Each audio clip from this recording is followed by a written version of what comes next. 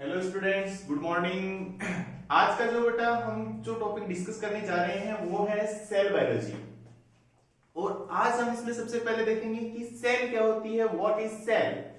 तो आपने छोटी क्लासेस के अंदर पढ़ा होगा कि सेल जो है कोई भी ऑर्गेनिज्म है उसकी जो बेसिक यूनिट है, कोई भी लिविंग ऑर्गेनिज्म की अगर हम बात करते हैं तो उसकी जो बेसिक यूनिट है वो क्या है, सेल। हम सब जानते हैं। तो आपने कुछ ऐसी डेफिनेशन पढ़ी होगी, उसी बात को हम थोड़ा आगे बढ़ाते हैं कि जो सेल है वो क्या है। Cell is the basic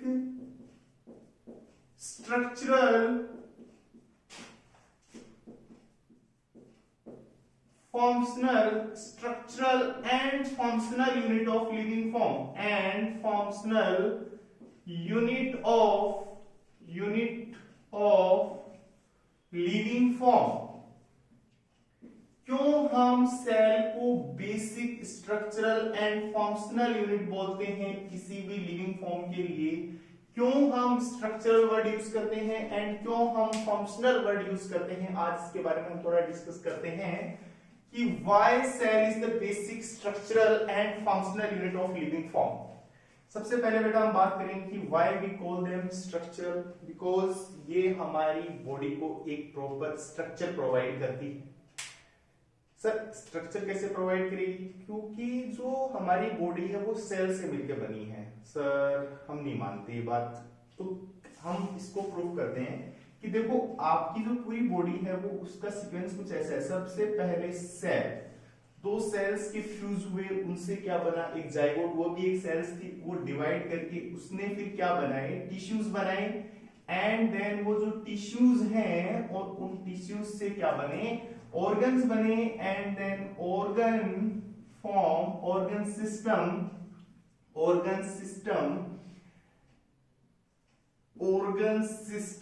and the organ system will form the complete organism।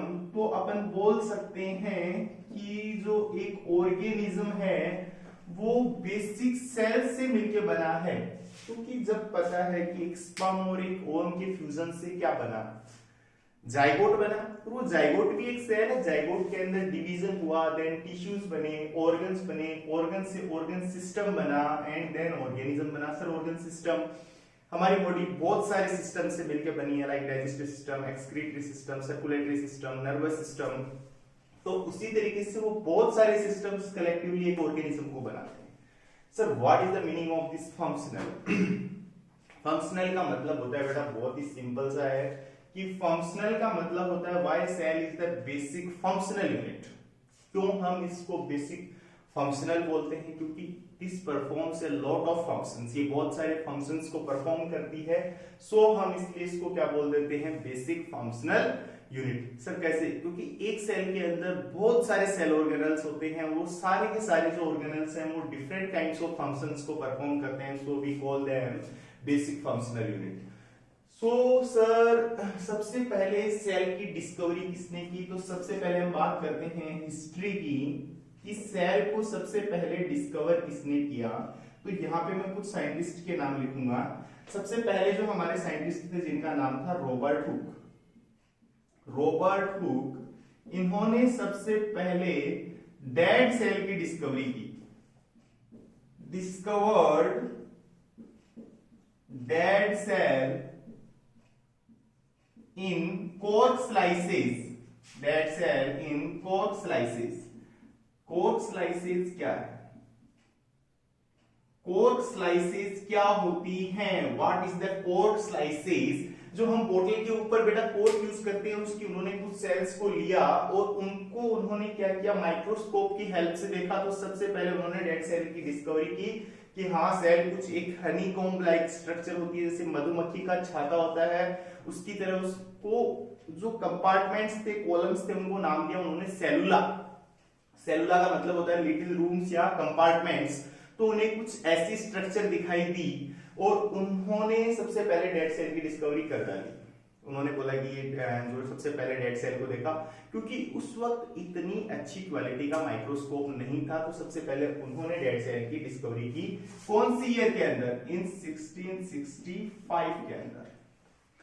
अब आते हैं हमारे एंटोन वॉन लीवेनहुक। नेक्स्ट जो साइंटिस्ट थे जिनका नाम था एंटोन वॉन लीवेनहुक। इन्होंने सबसे पहले discovered living cell.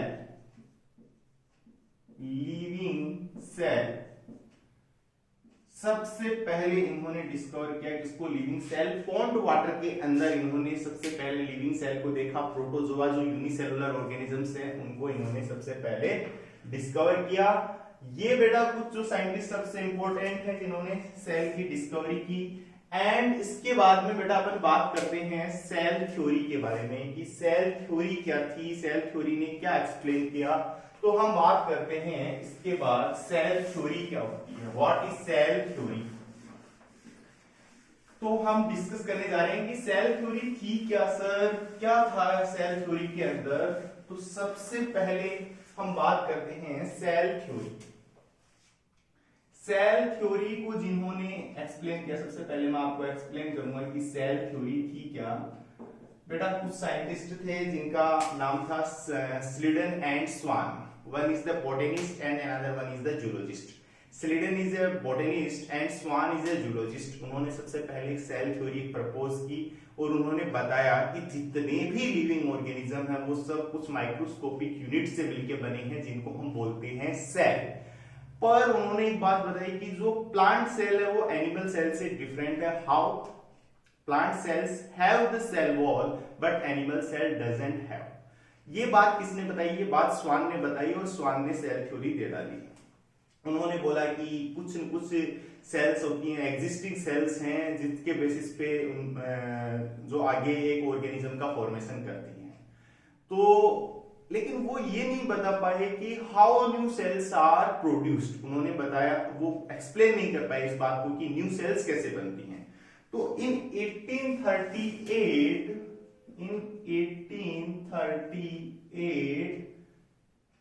स्लीडन and Swan proposed cell theory.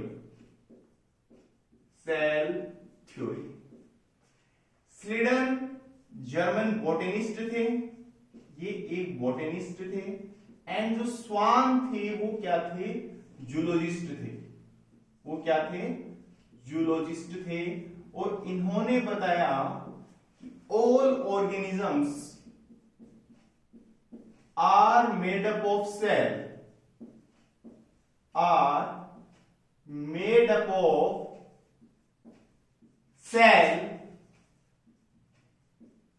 but plant cell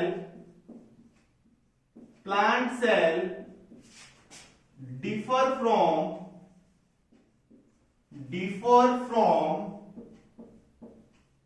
animal cell because plant cell have cell wall but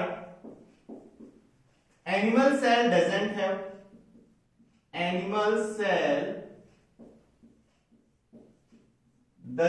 have cell wall. यानी Schwann ने ये बात बताई कि एनिमल सेल्स जो होते हैं उनके अंदर सेल वॉल नहीं होती। पर ये बात नहीं बता पाए। फिर एक साइंटिस्ट आए इन 1855 जिनका नाम था रुडोल्फ विर्चो।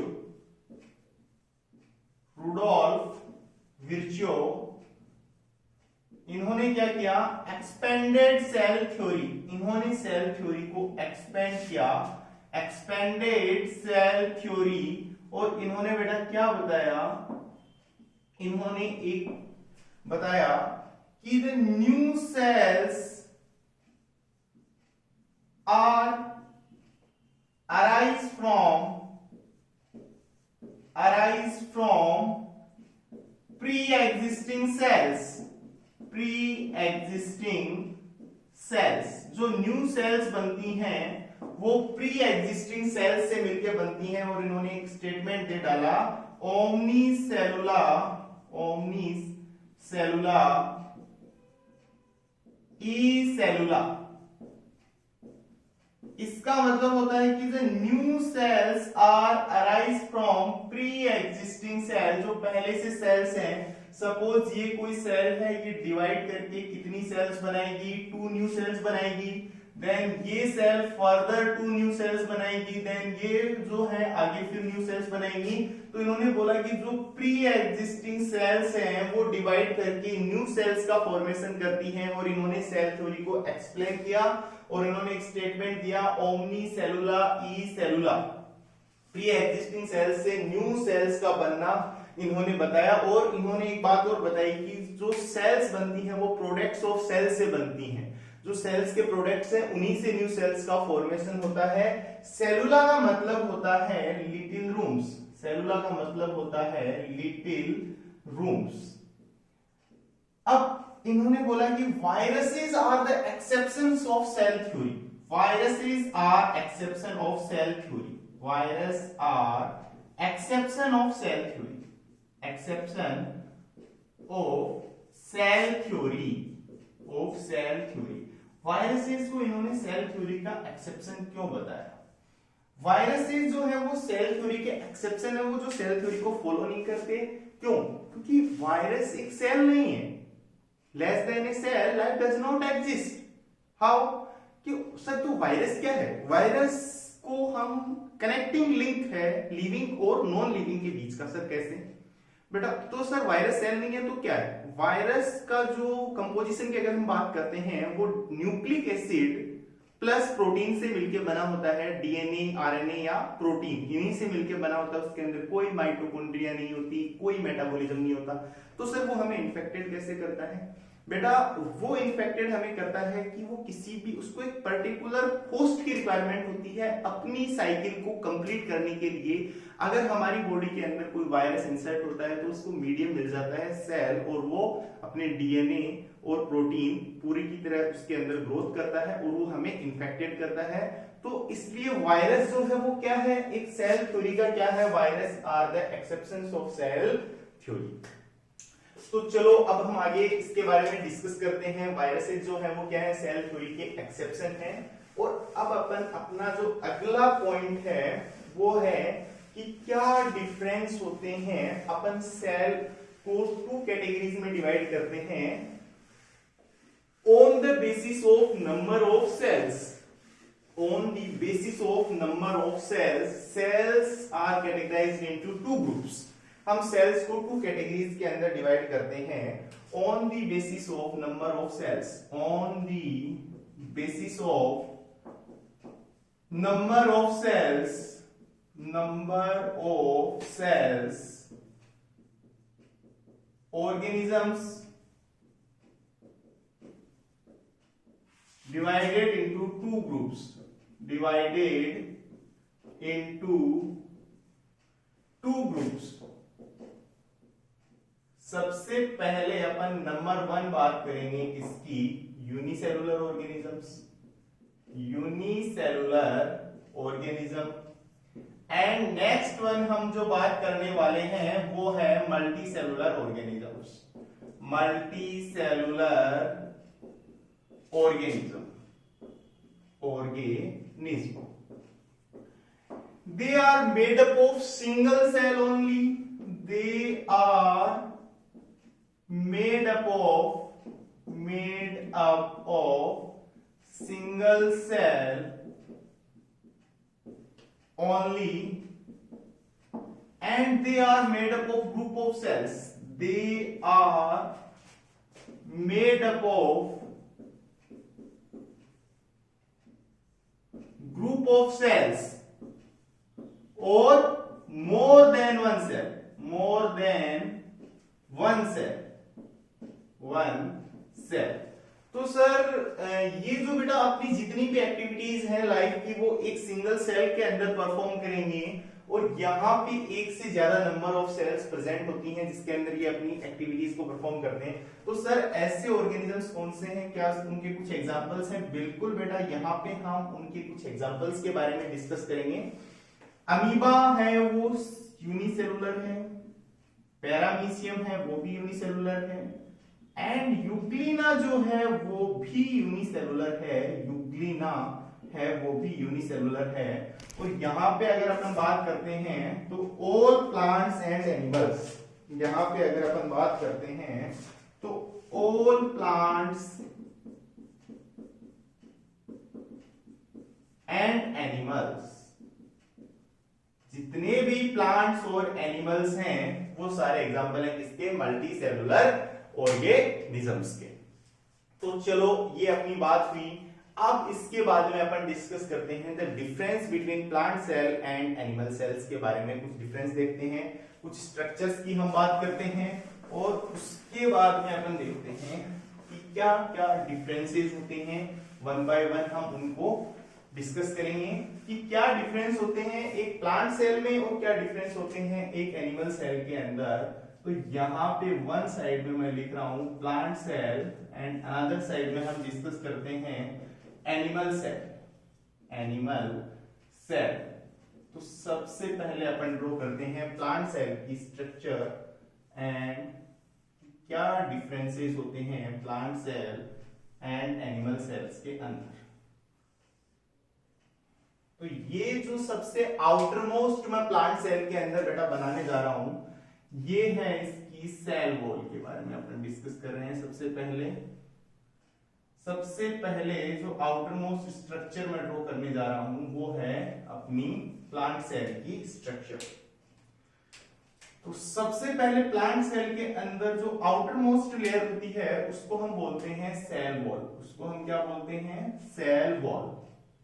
एंड सर ये क्या बना रहे हो आप? तो ये 2-3 मेम्ब्रेन बना रहे हो बेटा, इसके काफी सारे पार्ट्स होते हैं सेल वॉल के। ये प्राइमरी वॉल होती है, primary cell wall, secondary cell wall, tertiary cell wall.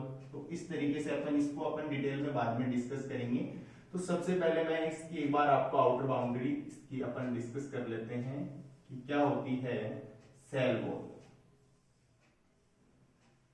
तो यहां पे ये जो मैंने आउटर मोस्ट स्ट्रक्चर बनाई है बेटा, इसको मैं बोलता हूं क्या? ये है middle lamella, this is the middle lamella, and below this middle lamella primary cell wall, primary cell wall.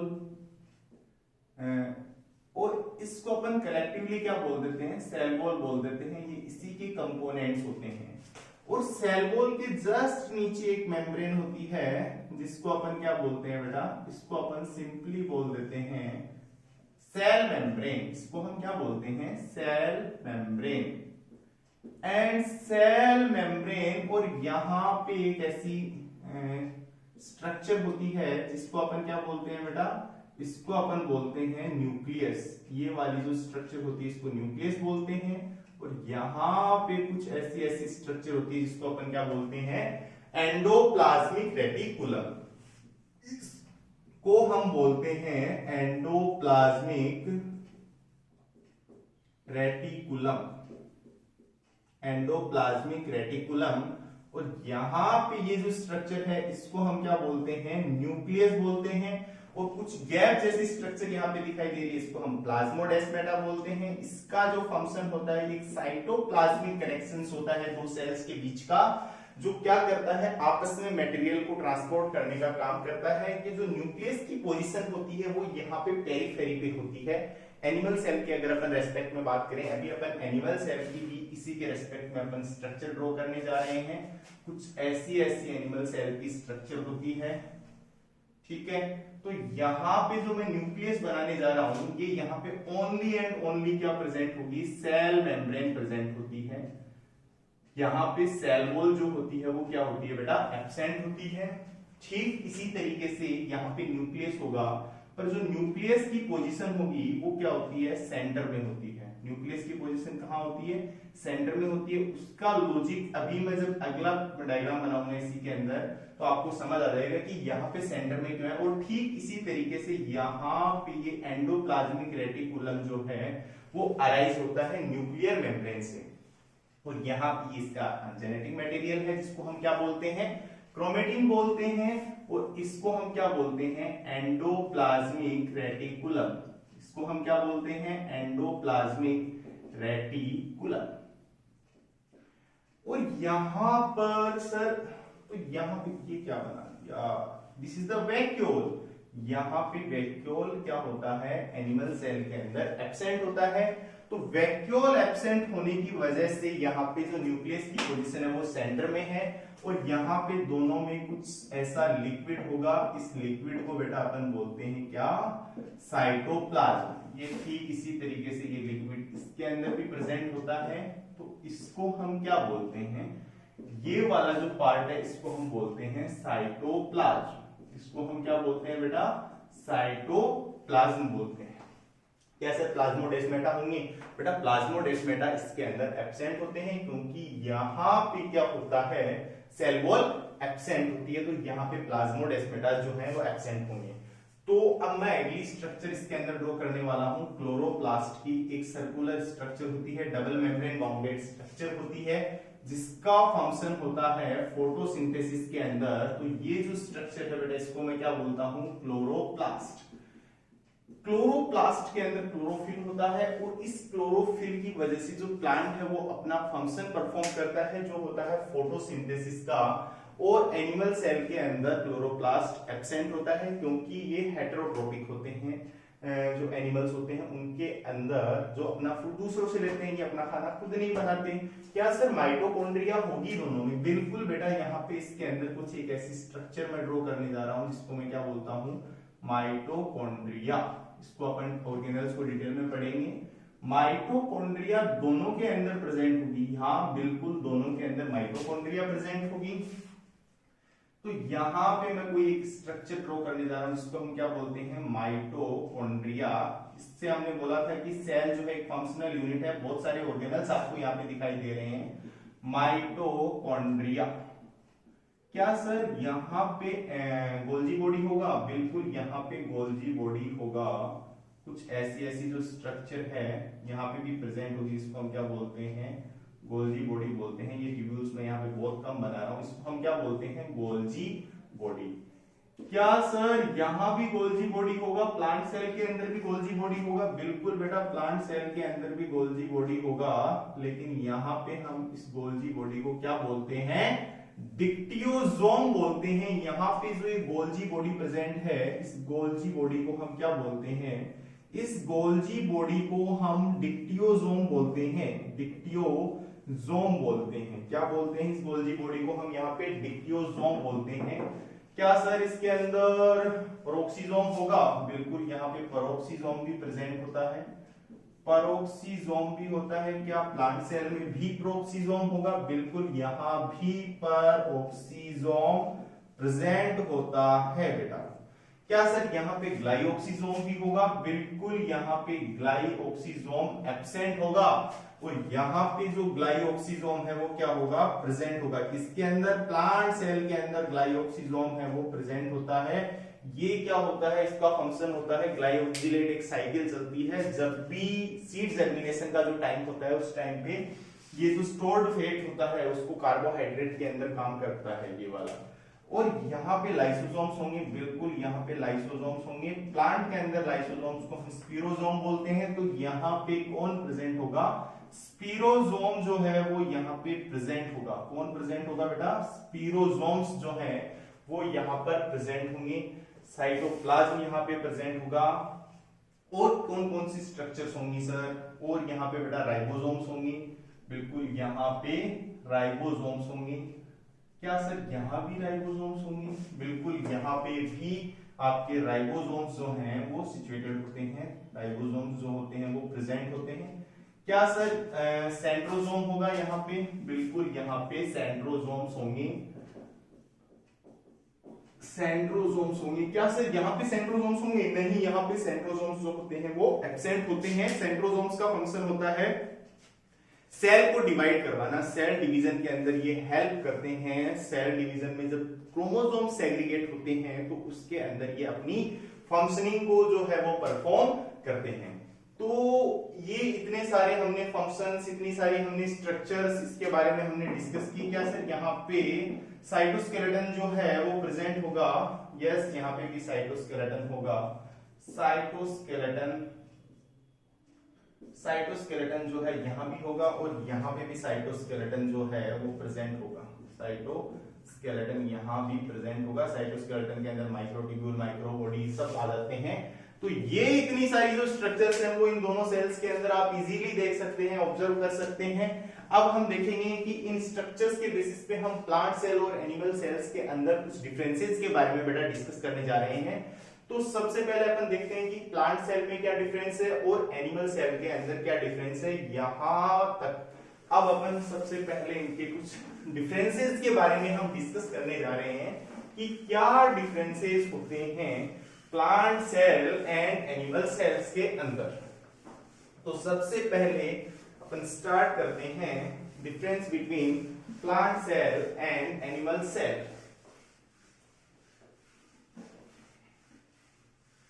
तो यहां पे अपन डिस्कस करने जा रहे हैं, एक साइड में हम लिखेंगे प्लांट सेल और दूसरी साइड में हम लिखते हैं एनिमल सेल।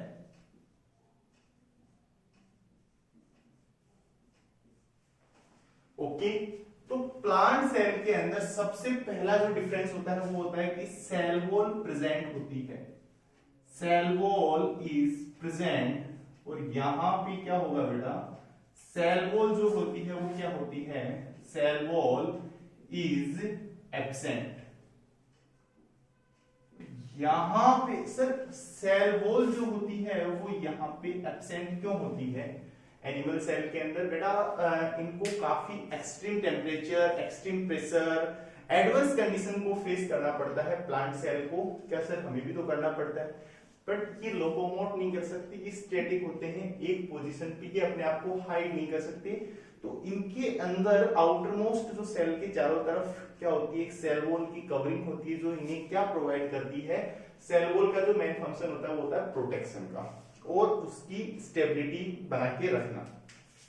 नेक्स्ट हम बात करते हैं सर, यहाँ पे क्लोरोप्लास्ट जो होता है वो क्या होता है, chloroplast is present because they perform the function of photosynthesis. Plants are autotrophic and perform the function of photosynthesis. So here the chloroplast is present and animal cell के अंदर chloroplast जो होता है वो क्या होता है, chloroplast is absent. Next one, large vacuole present होता है, large vacuole is present. Large vacuole is present and यहां पे क्या होता है, वैक्यूल आर स्मॉल और एब्सेंट। वैक्यूल आर स्मॉल और एब्सेंट भी हम बोल सकते हैं। यहां पे एनिमल सेल के अंदर जो वैक्यूल होता है वो स्मॉल और एब्सेंट होता है। Next one is the centrosome. Centrosomes are absent. Centrosomes जो होते हैं, सेंट्रोसोम आर एब्सेंट और यहां पे क्या होगा बेटा, सेंट्रोसोम्स जो होते हैं वो क्या होते हैं, प्रेजेंट होते हैं। Centrosomes are present. ये सेल डिवीजन के अंदर हेल्प करते हैं, क्रोमोसोम्स को सेग्रीगेट करने के लिए ये हेल्प करते हैं। एंड यहां पे जो न्यूक्लियस है, न्यूक्लियस है वो कैसा होता है, पेरीफेरी पे होता है, पेरीफेरी पे होता है। और यहां पे जो न्यूक्लियस होता है वो कहां होगा, न्यूक्लियस जो होगा वो कैसा होगा बेटा, उसकी जो पोजीशन होगी वो कैसी होगी, सेंट्रिक होगी, यानी वो सेंटर के अंदर न्यूक्लियस जो होता है वो प्रेजेंट होता है। स्टोर्ड फूड जो होता है यहां पे, stored food is starch and यहां पे जो स्टोर्ड फूड होता है, stored food is glycogen. Stored food जो होता है वो क्या होता है, यहाँ पे ग्लाइकोजन जो होता है स्टोर्ड फूड होता है। और यहां पे cell division, cell divide by cell plate method, cell plate method. And यहां पे जो सेल डिवाइड होगी, cell divide by cell furrow method, cell furrow method. Cell furrow method से यहां पे जो सेल होती है वो क्या करती है, डिवाइड करती है। तो ये बेटा हमने इसमें काफी सारे हमने डिफरेंसेस देखे। और हम बोल सकते हैं कि यहां पे ग्लाइऑक्सीजोम जो होता है वो क्या होता है, प्रेजेंट होता है। ग्लाइऑक्सीजोम्स आर प्रेजेंट एंड यहां पे glyoxysomes are absent, glyoxysomes are absent. Plasmodesmata यहां पे क्या होता है, प्रेजेंट होता है। प्लाज्मोडेस्मेटा आर प्रेजेंट और यहां पे क्या होगा, plasmodesmata are absent. Plasmodesmata are absent. ये कुछ साइटोप्लाज्मिक कनेक्शंस होते हैं सेल वॉल, दो सेल्स को आपस में कनेक्ट करने के लिए। तो यहां पे प्लांट सेल के अंदर जो प्लाज्मोडेस्मेटा होता है वो प्रेजेंट होता है और एनिमल सेल के अंदर जो प्लाज्मोडेस्मेटा होता है वो एब्सेंट होता है। काफी सारे हमने यहाँ पे डिफरेंसेस देखे, इसके बेसिस पे हमने इसको डिवाइड किया, प्लांट सेल और एनिमल सेल को। उसके अंदर काफी सारे हमने डिफरेंसेस देखे। इधर सेल वॉल प्रेजेंट होती है, इधर सेल वॉल एब्सेंट होती है। क्लोरोप्लास्ट जो होता है वो इधर प्रेजेंट मिलेगा प्लांट सेल के अंदर, एनिमल सेल के अंदर एब्सेंट मिलता है। वैक्यूल काफी लार्ज होता है, वैक्यूल जो होता है वो काफी स्मॉल और एब्सेंट होता है। सेंट्रोसोम्स यहाँ पे एब्सेंट होंगे, सेंट्रोसोम्स यहाँ पे प्रेजेंट होंगे। न्यूक्लियस की जो पोजीशन है वो यहाँ पे पेरिफेरी पे होती है क्योंकि यहाँ पे लार्ज वैक्यूल प्रेजेंट होता है। और न्यूक्लियस की जो पोजीशन है यहाँ पे वो सेंटर में होती है, वो सेंट्रिक होती है। स्टोर्ड फूड जो होता है वो स्टार्च होता है, यहाँ पे जो स्टोर्ड फूड होता है वो ग्लाइकोजन होता है। सेल डिवाइड करती है सेल प्लेट मेथड के थ्रू और यहाँ पे कुछ फ्यूरोज के थ्रू सेल फ्यूरो बनती है, उसके थ्रू यहाँ पे सेल डिवाइड करती है। ग्लाइऑक्सीजोम्स यहाँ पे प्रेजेंट होते हैं, ग्लाइऑक्सीजोम्स जो है यहाँ पे एब्सेंट होते हैं। प्लाज्मोडेस्मेटा जो होते हैं यहाँ पे प्रेजेंट होते हैं, साइटोप्लाज्मिक कनेक्शन है। और यहाँ पे प्लाज्मोडेस्मेटा जो होते हैं वो क्या होते हैं, एब्सेंट होते हैं। सो ये अपन ने देखा। नेक्स्ट क्लास के अंदर हम डिस्कस करेंगे cell shape, cell size and prokaryotic and eukaryotic cell के बारे में। Thank you very much.